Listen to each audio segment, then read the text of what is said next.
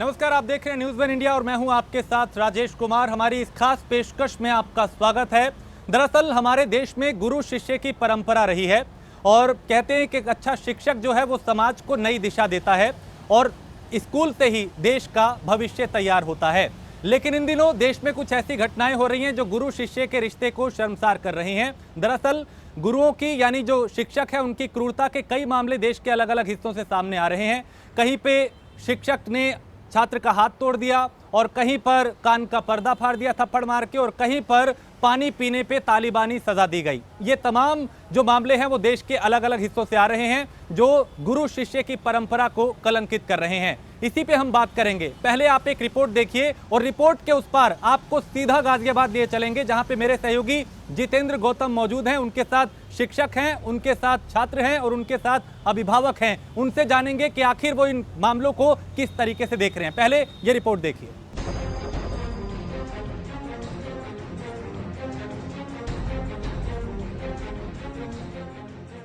इन दिनों गुरु शिष्य का रिश्ता लगातार शर्मसार हो रहा है। आए दिन देश के अलग अलग हिस्सों में टीचर का टॉर्चर सामने आ रहा है। शिक्षकों की हैवानियत के कई मामले रोजाना सामने आ रहे हैं। कुछ दिन पहले राजस्थान के जालोर जिले में एक टीचर की हैवानियत देख के हर कोई हैरान था, जहां जिले के सायला थाना क्षेत्र के सुवाना गांव में 9 साल की तीसरी क्लास में पढ़ने वाले एक छात्र ने स्कूल में शिक्षक के मटके से पानी पी लिया था, जिसके बाद टीचर ने बेरहमी से छात्र की पिटाई की और अस्पताल में इलाज के दौरान बच्चे ने तोड़ दिया। इसके बाद यूपी के कई जिलों में टीचर के टॉर्चर की खबरें आ रही हैं। पहले आगरा और श्रावस्ती से बच्चे की पिटाई का मामला सामने आया, फिर प्रयागराज में शिक्षक के मारने से बच्चे के कान का पर्दा फट गया और अब ऐसा ही मामला उत्तर प्रदेश के फतेहपुर जिले से सामने आया, जहां एक शिक्षक ने 5वीं के छात्र को इतना मारा कि उसका हाथ टूट गया। बेटा, किसने तुमको मारा है? तो किस लिए मारा है? पानी पिए गए रहे, हम पानी पी के एक डंडा मारा, फिर गिरा गिरा मारे। क्या कह रहे थे? कह रहे हैं गिरा गिरा मारे ने और कहते रहे जो क्लास में बैठे।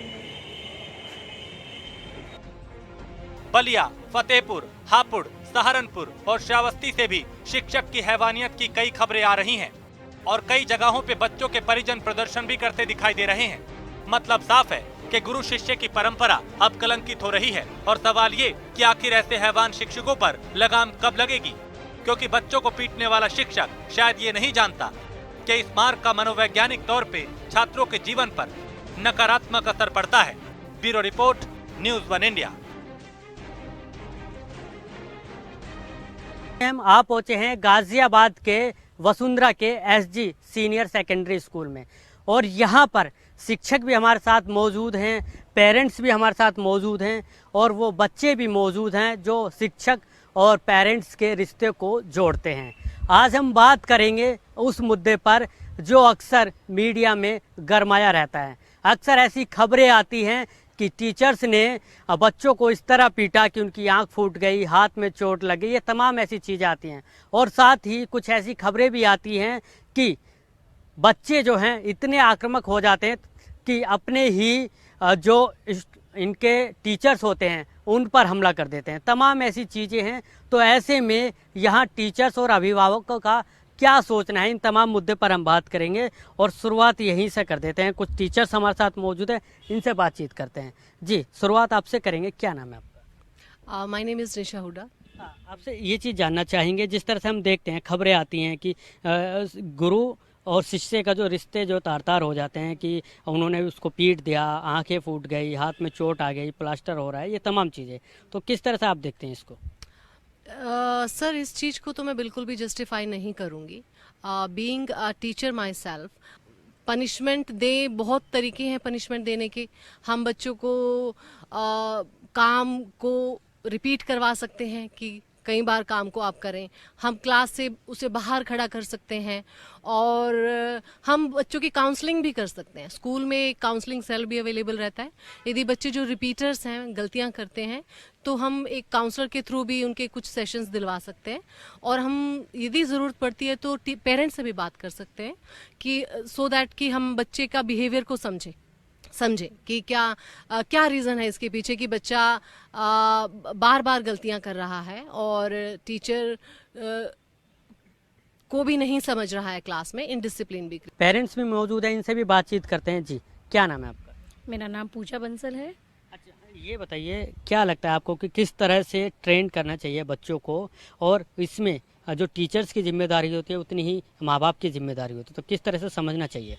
मैं बिल्कुल यही कहना चाहूँगी, जैसे पेरेंट की जिम्मेदारी होती है वैसे ही एक टीचर की भी होती है। After the mother, teacher is a second mother for the child. तो जितना एक मदर समझती है वैसे ही मैं समझती हूँ कि टीचर भी क्लास में समझती है बच्चों को। और एज अ पेरेंट हमारे पास 1 या 2 बच्चे आज के टाइम में तो ज़्यादा होते भी नहीं है, तो जब हम ही कभी कभी पैनिक हो जाते हैं बच्चों को लेके, कभी कभी बच्चे का बिहेवियर इतना रूड हो जाता है तो हम ही अपने एंगर को कंट्रोल नहीं कर सकते हैं। तो सम ऑफ टाइम के हो सकता है क्लास में टीचर के साथ भी कभी ऐसा हुआ कि बच्चा अपने बिहेवियर इतना गंदा क्लास में कर रहा है तो टीचर कभी रूड हो जाए उस पर एज अ पेरेंट हमें समझना चाहिए कि वो वहाँ एक क्लास में अप्रोक्स 30 स्टूडेंट को हैंडल कर रही हैं, तो उनके ऊपर कितनी हर चीज़ का प्रेशर रहता होगा। हमारे साथ प्रिंसिपल मैम भी मौजूद है, इनसे भी बात कर लेते हैं, क्योंकि ये पेरेंट्स और टीचर्स दोनों की अगर बात करें तो रीढ़ की हड्डी होती हैं। जी, आप बताइए किस तरह से आप दोनों को हैंडल करते हैं, क्योंकि आपको पेरेंट्स को भी जवाब देना है, टीचर्स को भी समझाना है, तमाम ऐसी चीज़ें होती हैं, तो क्या राय रखेंगे इस पर? सबसे पहले तो मैं दोनों की साइड्स को सुनूंगी। I will listen to both of them. Teachers की भी सुनूंगी और पेरेंट्स की भी सुनूंगी, और मेरा यही ख्याल रहेगा कि हम दोनों को ही समझाएं। अगर टीचर की तरफ से गलती हुई है तो we have to talk to her also, कि इस तरह से अपने जो है बच्चे के साथ हार्श नहीं होना है, उसको कोई पनिशमेंट नहीं देनी है। इस इंस्टेड आप उसकी प्रॉब्लम को समझिए, go to the deep point, उस पर जाइए। अगर आपको लगता है कि घर से कुछ प्रॉब्लम रही है बच्चे को तो उसको सॉर्ट आउट करिए, कॉल द पेरेंट्स, उनके साथ बात करिए एंड डिस्कस द प्रॉब्लम। तो इस तरह से हम दोनों मिलके जो है पेरेंट्स एंड टीचर्स मिलकर बच्चे में जो है इम्प्रूवमेंट करते हैं। और ये फैक्ट है कि जब हम कोई भी चीज़ बच्चे को प्यार से समझाते हैं, उसकी प्रॉब्लम को समझते हैं, वो बहुत इमीडिएटली समझता है और रिएक्ट भी करता है। काउंसलिंग करनी बहुत ज़रूरी है, पेरेंट्स की भी और टीचर्स को तो हार्श हो गई, हमें उनको समझाना you don't have to be very harsh.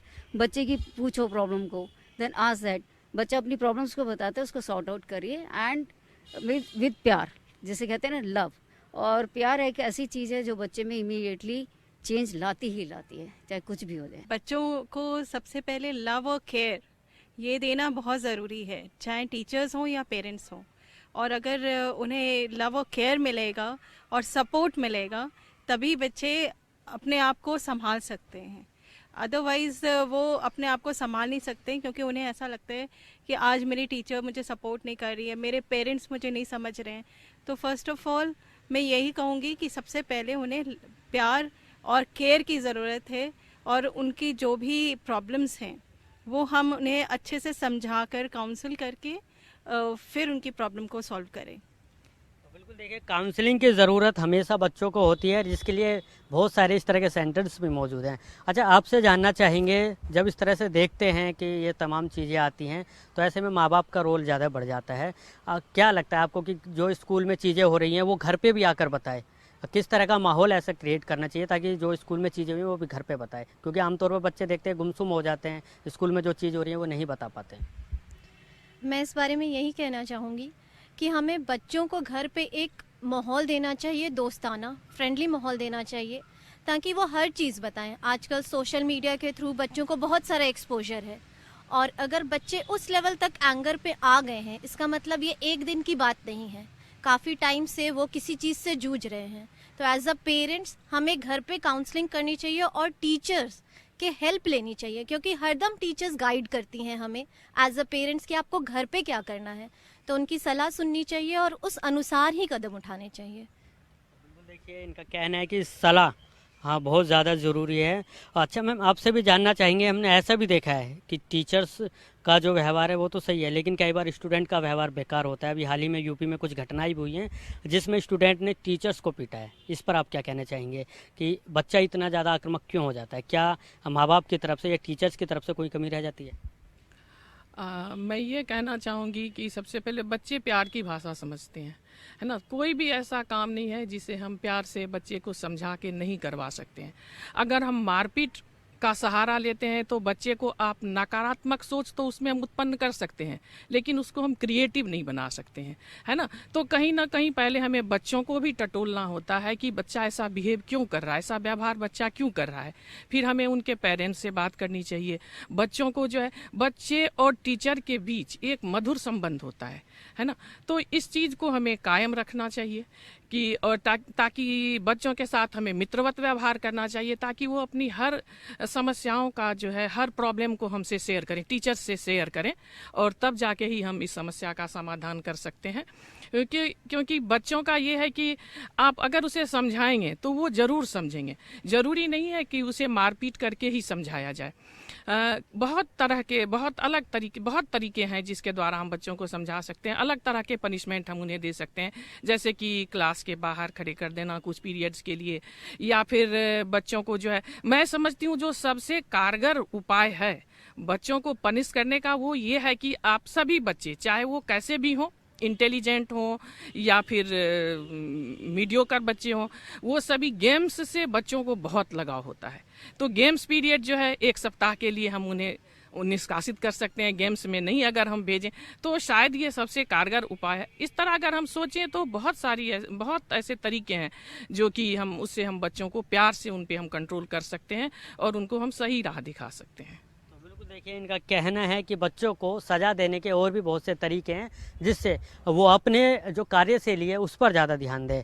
और भी हैं, इनसे भी बातचीत कर लेते हैं। अच्छा, आपसे जानना चाहेंगे, हम देखते हैं अक्सर जैसे राजस्थान में हुआ कि टीचर्स ने एक बच्चे को इतना पीटा कि उसकी मौत हो गई, तो क्या लगता है आपको कि इस तरह का भेदभाव जो होता है, हालांकि एनसीआर में तो देखने को नहीं मिलता है लेकिन होता फिर भी है, क्या कहेंगे इस पर? सर, फर्स्ट ऑफ ऑल कि टीचर को बच्चे को हमेशा समझना चाहिए, और सबसे पहले कि हम बच्चे की प्रॉब्लम को समझें। टीचर्स को पहले तो बच्चों के पनिशमेंट देने के कई तरीके होते हैं। जैसा मैम ने कहा कि गेम्स पीरियड कैंसिल कर देना चाहिए। पढ़ने से भी ज़्यादा बच्चे का इंटरेस्ट गेम्स पीरियड में होता है। अगर हम बच्चे का 2 वीक के लिए गेम्स पीरियड कैंसिल करते हैं तो बच्चा ऑलरेडी डिसिप्लिन में आ जाता है। क्या ये ज़रूरी नहीं होता टीचर को कि हम बच्चे को ऐसे टाइप का पनिशमेंट दें कि बच्चा मतलब हेल्थ भी उसकी प्रॉब्लम में आ जाए? उससे ज़्यादा ही अच्छा है कि हम कई तरीके के पनिश बच्चों को क्लास से आउट कर सकते हैं। और बच्चे आज जो बच्चे अच्छे बन जाते हैं, अच्छे निकल जाते हैं, उसमें टीचर का बहुत सारा योगदान होता है। अब हम एज द पेरेंट्स बात करते हैं कि हमारा बच्चा IAS बन गया तो उसमें टीचर का हाथ होता है। कभी कभी बच्चे टीचर से इतना लविंग होते हैं कि मदर और फादर को भी नहीं बताते हैं, वो सारी चीज़ें अपने टीचर को बताते हैं। तो इसलिए कभी ऐसा पनिशमेंट नहीं देना चाहिए कि बच्चा टीचर से डरने लगे। मेरा अभी तक जो काउंसलिंग है वो ये है कि बच्चा जो है वो टीचर से कुछ ज़्यादा ही अट्रैक्ट होता है पेरेंट्स के अकॉर्डिंग, क्योंकि वो पेरेंट्स से डरता रहता है, मदर एंड फादर से डरता है। वो 8 घंटा अपना टीचर के पास देता है। इसलिए टीचर्स को भी बच्चों के साथ इतना इन्वॉल्वमेंट रखना चाहिए, ऐसा पनिशमेंट नहीं देना चाहिए कि बच्चा टीचर से डरने लगे। Thank you. बिल्कुल, देखिए इन्होंने भी यही कहा है कि व्यवहार ऐसा होना चाहिए कि टीचर्स से ना डरे, दोस्ताना माहौल रहे। जी मैम, आपसे जानना चाहेंगे, आपको क्या लगता है, खास तौर पर अगर छोटे बच्चों की बात की जाए तो उनको समझाने भी ज़्यादा होता है, तमाम ऐसी चीज़ें दिक्कतें सामने आती हैं। फिर उसके बाद जो मीडिया में अगर बात करें, खबरें इस तरह की आती है कि बच्चों को पीट दिया, आँख में लग गई है, या फिर तमाम ऐसी चीज़ें होती हैं, या फिर कई बार स्टूडेंट ही ऐसे होते हैं कि आपस में लड़ाई हो जाती है और गंभीर चोटें आ जाती हैं। तो किस तरह से समझाएंगे उनको? देखिए, इन माय ओपिनियन जो मुझे लगता है, बच्चों की लाइफ के 2 पहलू होते हैं। एक पहलू वो होता है जो अपने बाहरी हिस्से में होता है, जो अपने पेरेंट्स, अपने टीचर्स के आगे शेयर करते हैं। एक पहलू जो होता है जो उनकी अपनी एक लाइफ होती है, जो उनके एज ग्रुप के, उनके फ्रेंड सर्कल्स के बीच में ही रहती है। हमें उनका ट्रस्ट गेन करना पड़ेगा विदाउट क्रॉसिंग अ लाइन, ताकि हम उनके लेवल तक आ सके, उनके इंटरनल बातें जान सके, उसके थ्रू उनकी काउंसलिंग करें, उनको सही गलत का फ़र्क समझाएं उनके लेवल पे आके। तो मेरे हिसाब से ये एक बेटर वे होगा उनको समझने का और उनको ये समझाने का कि हम आपकी बात समझ रहे हैं, आप अपने इश्यूज़ हमें बताइए। तो वो उनके एंगर इश्यूज़ को कंट्रोल करेगा, उनके माइंड को वो शांत करेगा, उन्हें ये समझाएगा कि हाँ, देयर आर पीपल जो हमारे को समझते हैं, हमें सपोर्ट करते हैं और हमें जो गाइडेंस दे रहे हैं वो हमारे अकॉर्डिंग, हमारे लाइफस्टाइल को समझते हुए दे रहे हैं आज के टाइम के दौरान। तो मुझे ये लगता है कि उनके लेवल पे आके, उनके इंटरनल लाइन के अंदर घुस के उनको समझाना, उनको ये शेयर करना कि हाँ, हम तुम्हारी बात समझ रहे हैं, तुम्हारे एज ग्रुप को हम समझते हैं, उसके अकॉर्डिंगली उनको टैकल करेंगे तो उनके ऊपर ये थोड़ा अच्छा इम्पैक्ट देगा। कुल मिलाकर इनका कहना है कि बच्चों के साथ दोस्त बन जाइए और फिर उसके बाद उनकी समस्याओं को जानिए। अच्छा, आपसे जानना चाहेंगे, आप अपने बच्चों को जब तैयार करते हैं, स्कूल भेजते हैं, तो स्कूल से जो घर तक का जो रास्ता होता है, तमाम ऐसी बातें होती होंगी, बच्चे बात शेयर करते हैं, लेकिन कुछ बच्चे गुमसुम रहते हैं, तो किस तरह से उनको समझाते हैं? इसमें यह है कि सबसे पहली तो ये है कि जब भी बच्चा अपना घर से स्कूल निकलता है, तो सबसे पहली चीज़ होती है कि वो अपना रूटीन बताता है कि क्या वो खा के आया, क्या पी के आया। सबसे पहली चीज़, जब वो घर से बाहर निकले तो एक प्रॉपर ब्रेकफास्ट होना चाहिए। जब उसमें एनर्जी होगी सर, तभी वो प्रॉपर कम्युनिकेट कर पाएगा टीचर्स के साथ। और जब वो और ये जैसे लंच हो गया, ये प्रॉपर चेकअप होना चाहिए, टीचर्स भी प्रॉपर बच्चों ने खाया या नहीं, तो उसका एनर्जी लेवल तभी होगा। और जब उसको एनर्जी इतनी आएगी तो वो उसी के अकॉर्डिंग उसको यूटिलाइज करेगा अपना स्टडीज़ में, जो भी उसको स्कूल में कराया जाएगा। उनका कहना है कि जो स्कूल में चीज़ें हैं वो तमाम चीज़ें बतानी चाहिए। अजी, आपका क्या नाम है? My name is Vishnupriya. अच्छा, आपका बच्चा किस क्लास में पढ़ता है? 10th में है, बोर्ड की तैयारियां हैं, तमाम दबाव उस पर रहा होगा, पढ़ाई का भी दबाव है, साथ में बहुत ऐसी चीज़ें जो शायद शेयर ना कर पाता हो। किस तरह से बच्चों को फ्रेंडली बनाते हैं? नहीं, कंटिन्यूसली मैं उसके साथ टाइम स्पेंड करती हूँ। जब पढ़ाती हूँ तो मैं फ्रीडम देती हूँ कि हर चीज़ वो मुझसे शेयर करे। एज ए फ्रेंड मैं उसके साथ बिहेव करती हूँ ताकि वो पूरी तरह खुल जाए, और जो भी स्कूल में जाती है, जो भी वो ऑब्जर्व करती है, सबका व्यवहार उसके साथ कैसा रहता है और वो दूसरों के साथ कैसा, तो कंटिन्यूसली मैं बातें करती रहती हूँ ताकि वो पूरी तरह से खुल सके। और वो बोलती है कि मेरे ऊपर प्रेशर है, डेफिनेटली बहुत प्रेशर रहता है, सबको परसेंटेज का 100% परसेंटेज का प्रेशर रहता है, और टाइम कम होने के नाते वो लोग प्रिपरेशन में भी थोड़ा, तो हम लोग कंटिन्यूसली काउंसलिंग करती हूँ, समझाती हूँ हर चीज़ का importance, time frame, time management भी समझाती हूँ, बातें करती हूँ रहती हूँ ताकि वो मतलब डिस्ट्रैक्ट ना हो। मोबाइल के वजह से भी, कोरोना के वजह से भी 2 साल से जो डिस्ट्रैक्शन आया है, बच्चे ज़्यादा मोबाइल की तरफ मोटिवेटेड हो जाते हैं, देखते रहते हैं हज़ार चीज़ें, तो वो भी एक चैलेंज हो गया है मेरे लिए अपने बच्चों को टैकल करना कि किस तरह से स्टडी के प्रति मोटिवेट हो जाए दोबारा, क्योंकि अच्छे स्टूडेंट होने के बावजूद भी वो मोबाइल के वजह से परफॉर्म नहीं कर पा रही है, तो ये बहुत बड़ा चैलेंज है। तो डेफिनेटली काउंसलिंग करना बहुत ज़रूरी होता है, और मैं समझाती रहती हूँ कि आपका करियर आपके लिए बहुत मायने रखता है, तो जो चीज़ आपके लिए प्रायोरिटी है वो आपको उसको ज़्यादा इंपॉर्टेंस दे, तो कंटिन्यूसली उसके साथ बात करना पड़ता है, टाइम तो देना ही पड़ेगा।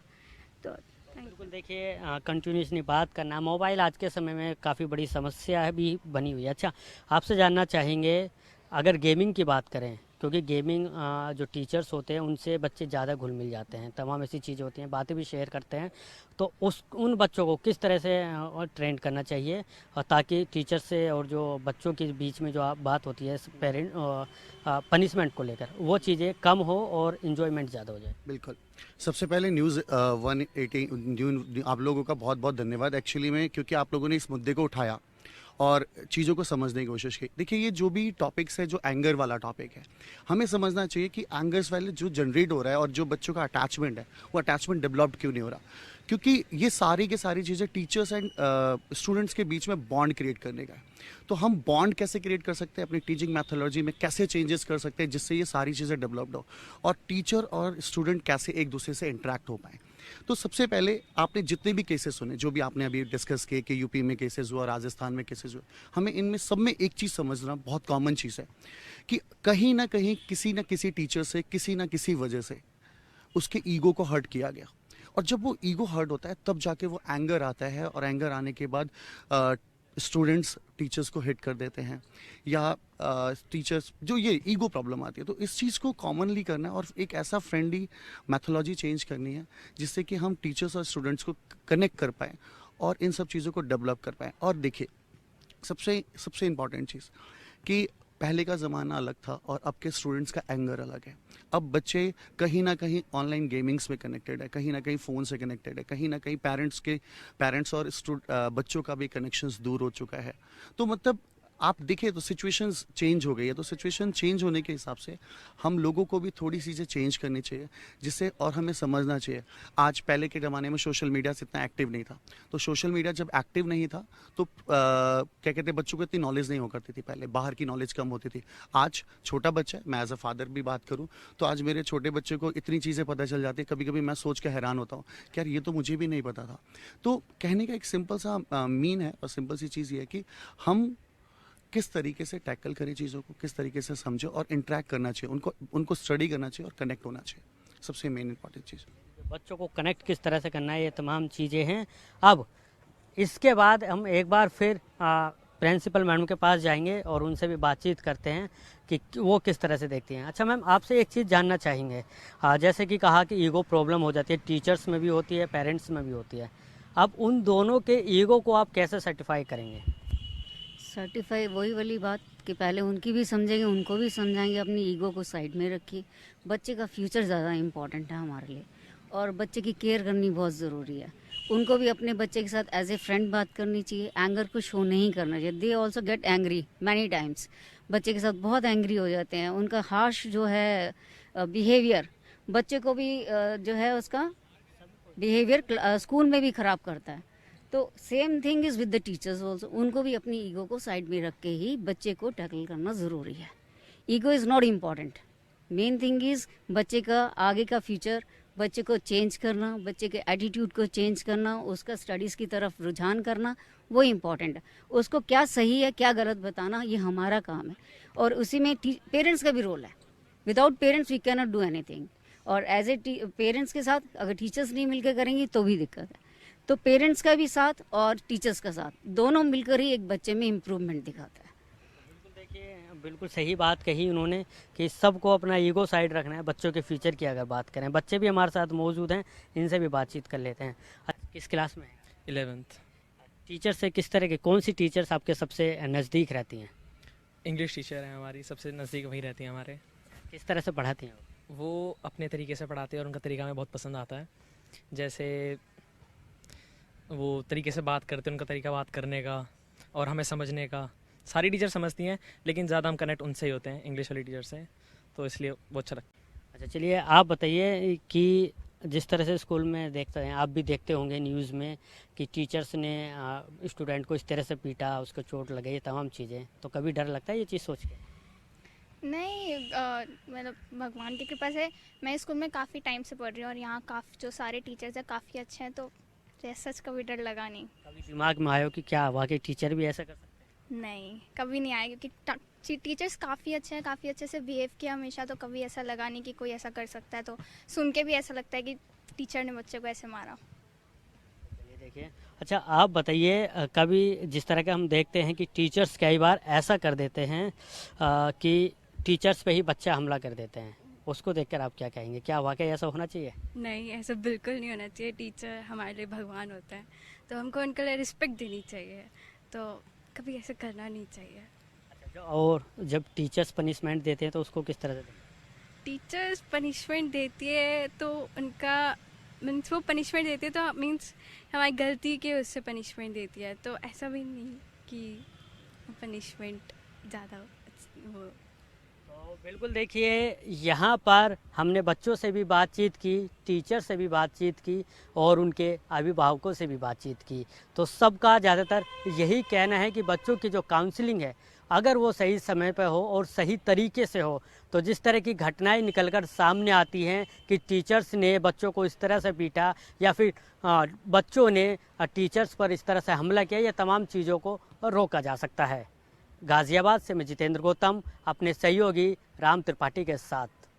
अब जाते जाते आपको ये भी दिखाते हैं कि दरअसल ऐसा नहीं है कि सिर्फ टॉर्चर टीचर ही कर रहे हैं, बल्कि कई जगह छात्र भी शिक्षकों को टॉर्चर कर रहे हैं। चाहे झारखंड की बात करें या फिर उत्तर प्रदेश के हापुड़ की बात करें या मऊ की बात करें, कई जगह से ऐसी खबरें और तस्वीरें सामने आई जहां पे छात्रों ने ही शिक्षकों के साथ मारपीट कर दी।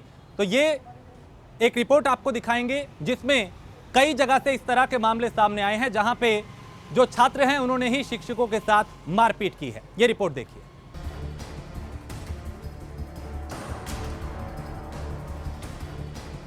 टीचर ने बच्चे को पीटा, ये तो आम बात है, लेकिन ऐसा नहीं है कि टॉर्चर सिर्फ टीचर ही कर रहे हैं। हाल ही में कुछ ऐसी घटनाएं भी हुई जिसमें स्टूडेंट ने टीचर को टॉर्चर किया है।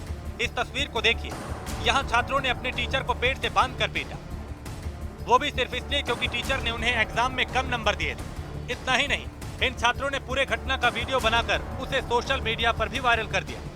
घटना झारखंड के दुमका स्थित गोपीकांदर अनुसूचित जनजाति आवासीय विद्यालय की है। मऊ में शिक्षक और छात्र के रिश्ते को कलंकित करने वाली खबर सामने आई। रानीपुर में एक शिक्षक की युवकों ने बीच सड़क पे कार रोक के पिटाई कर दी।